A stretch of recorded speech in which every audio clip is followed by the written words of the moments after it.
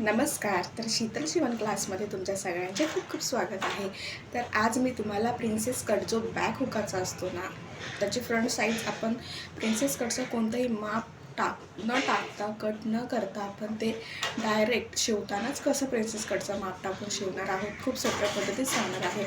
याच्याने आपला टाईमसुद्धा वाचतो आणि पुढे छान असा फुगीर भागसुद्धा तयार होतो. तर आज आपण खूप सोप्या पद्धतीत पुढचा भाग कट न करता डायरेक्ट शिवताना कसं शिवायचा, प्रिन्सेस कटचा आकार कसा द्यायचा हे शिकणार आहोत. तर जास्त वेळ न घालवता आपण व्हिडिओला सुरुवात करूया. जर तुम्ही माझ्या चॅनलवर नवीन असाल तर माझ्या चॅनलला लाईक करा, सबस्क्राईब करा आणि कमेंट नक्की करा. तर अशा प्रकारे आपला हा जो ब्लाऊज आहे अशा प्रकारे दिसणार आहे. तर कसं करायचं आहे आता आपण हे पाहणार आहोत. तर तुम्ही बघू शकता केवढा फुगीर भाग आलेला आहे तो. तर पहिलं मी ब्लाऊज जो कटिंग आहे तो कटिंग करून घेतला सिंपल पद्धतीमध्ये. जसं आपण बॅक साईडचं कट करतो तसंच फ्रंट साईडचं कट केलेलं आहे आणि तो अस्तर वगैरे लावून शिवून घेतलेला आहे. तर आता हे तुम्हाला गळ्याचा पुढचा जो मध्यभाग आहे तिथून आपल्याला 4 इंच घ्यायचं आहे. 4 इंच घेऊन या साईडला आपल्याला एक खूण करायची आहे आणि सेम तशीच त्या साईडला देखील 4 इंचाने खूण करायची आहे. आणि पुढचा जो आपला शोल्डरचा आकार आहे त्याच्या निम्मे घ्यायचे आहेत. जर आपला 3 असेल तर 1.5 घ्यायचा आहे. अशा प्रकारे निम्मे घ्यायचे आहेत आणि मग त्याच्यापासून आपल्याला 10.5 किंवा 11 इंच घ्यायचं आहे. वरतून आपण 10.5 किंवा 11 इंच घेतलेलं आहे आणि त्याच्यानंतर जे आपण 4 इंच घेतलेले आहे त्याच्या या साईडला 1.5 इंच आणि त्या साईडला 1.5 इंच. जसं की आपण पेपर पॅटर्न करताना प्रिन्सेस कटचं कट करताना अशा प्रकारे करतो त्या प्रकारेच, फक्त आपल्याला डायरेक्ट ब्लाऊज पीसवर घ्यायचं आहे. तर आता अशा प्रकारे मी पुन्हा तुम्हाला सांगते, मध्यभागापासून 4 इंच, 4 इंचापासून या साईडला 1.5 इंच, त्या साईडला 1.5 इंच आणि शोल्डरमधून मध्यभाग करून वरतून 10.5 इंच आणि जो पॉईंट तयार होतो तो आपल्याला जॉईंट करायचा आहे. तर मुंड्यापासून बघा मी कसं जॉईंट करते ते. तर अशा प्रकारे आपल्याला ते जॉईंट करायचं आहे. तर हा आपला प्रिन्सेस कटचा आकार तयार झालेला आहे. आता आपल्याला दुसऱ्या बाजूला देखील अशा प्रकारेच आपल्याला सेम आकार द्यायचा आहे. तर अगोदर मी हा ब्लाऊज त्या एकमेकांवर ठेवून थोडंसं जे आहे ते आपला चॉकचं आहे ते येईल त्याच्यावर. तर याने काय होईल, माझं काम सोपं होईल. आपलं सोप्या सोप्या ट्रिक्स शिकणं आणि लवकर कसं होईल हे शिकण्यासाठी ह्या गोष्टी खूप महत्त्वाच्या आहेत. तर या साईडला थोडंसं जो आहे चॉकचा पडलेला आहे तो थोडा दिसून नाही येते.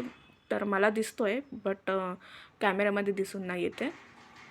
मग मी तरी प्रयत्न करते दिसण्याचा तुम्हाला. तर अशा प्रकारे असं आपण घेतलेलं आहे आणि त्याच्यावरती सुद्धा खून केलेले आहे. तर हा झटपट होतो आणि खूप सोपी ट्रिक्स आहे, तर म्हणून मी तुमच्यासोबत शेअर केलेला आहे.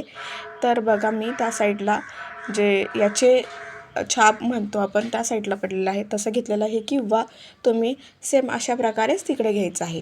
मध्यापासून 4 इंच घेऊन 4 इंचाच्या अलीकडे 1.5 इंच, पलीकडे 1.5 इंच आणि शोल्डरच्या निम्मं घेऊन 10.5 इंच घेऊन ते पॉईंट मुंड्यापासून जोडायचं आहे. जर तुम्ही लिहून घ्यायचं असेल तर लिहून घ्या. मध्यापासून 4 इंच, 4 इंचाच्या अलीकडे आणि पलीकडे 1.5 इंच आणि शोल्डरच्या मध्यापासून 10.5 किंवा 11 इंच आणि ते मुंड्यापासून जॉईंट करायचं आहे. तर आणि अशा प्रकारे आपण तो हळूहळू स्टिच करायचा आहे. अगोदर बघा मी मधला जो भाग आहे तिथे स्टिच करून घेतलेला आहे, कारण की मग आपल्याला फोल्ड करताना सोपं पडेल आणि हळूहळू व्यवस्थित आपल्याला शिस्तीने करायचं आहे. तर आता मी मध्यभागी थोडंसं एक शिलाई मारून घेतलेली आहे. तर आता आपण जिथून 1.5 इंच घेतलेले आहे अलीकडे आणि पलीकडे, तसं फोल्ड करून त्या 1.5 इंचावरून आपण हळूहळू व्यवस्थित घ्यायचं आहे. मुंड्यापर्यंत जिथपर्यंत आपण खूण केलेले आहेत तिथपर्यंत आपल्याला व्यवस्थित कापड न खेचता वगैरे व्यवस्थित सिस्टमॅटिक आपल्याला हळूहळू ते शिलाई तिथून घ्यायची आहे. तर तुम्ही पाहू शकता मी किती व्यवस्थित हळूहळू घेते आणि थोडंही आपल्याला कापडमध्ये अडकून नाही द्यायचे, याची काळजी घ्यायची. तर मी तुम्हाला दाखवते परत एकदा. तर बघा अशा प्रकारे हळूहळू आपण घेणार आहोत आणि कापड न अडकण्याची काळजी घेणार आहोत. तर मी जिथं खूण केले त्या साईडलाच घेते.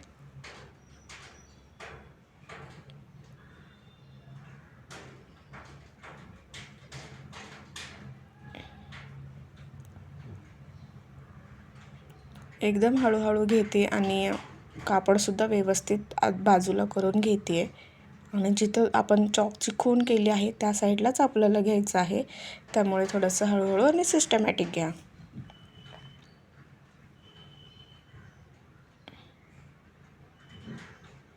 तर अशा आपण एकदम सोप्या पद्धतीने दोन्ही साईडला शिलाई मारून घेणार आहोत.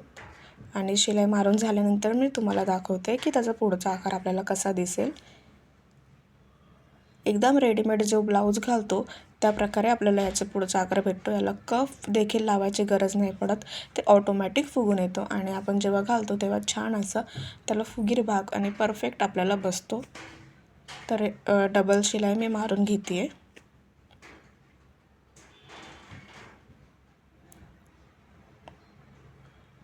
जे नवीन शिकत आहेत त्यांच्यासाठी खूप सोपी पद्धत आहे.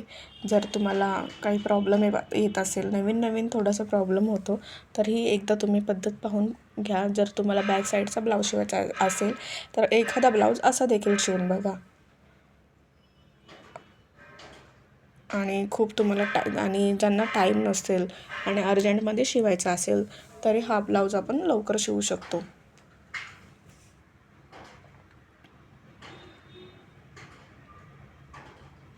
अशा प्रकारे मी दोन्ही साईडचे जे आहेत ते करून घेतलेले आहेत आणि त्याच्यावर डबल टिप मारलेली आहे. तर बघा माझा ब्लाऊज जे आहे ते झालेला आहे. आता मी तुम्हाला दाखवते. तर आपला हा फ्रंट साईड झालेला आहे आणि बॅक साईडचं तर आपल्याला फक्त 2 टक्स द्यायचे असतात आणि काच बटन आपण मागच्या साईडला करणार आहोत म्हणून त्याला काच बटनची पट्टी लावणार आहोत आणि मग शोल्डर वगैरे हात जोडून आपला ब्लाऊज लगेच तयार होतो. तर तुम्ही बघू शकता की किती छान असा फुगीर भाग आलेला आहे. मी ते फुगवलं देखील नाही आहे, तर तुम्हाला दिसत असेल की कसं फुगलेलं आहे. तर हा आपला आहे फायनल लुक.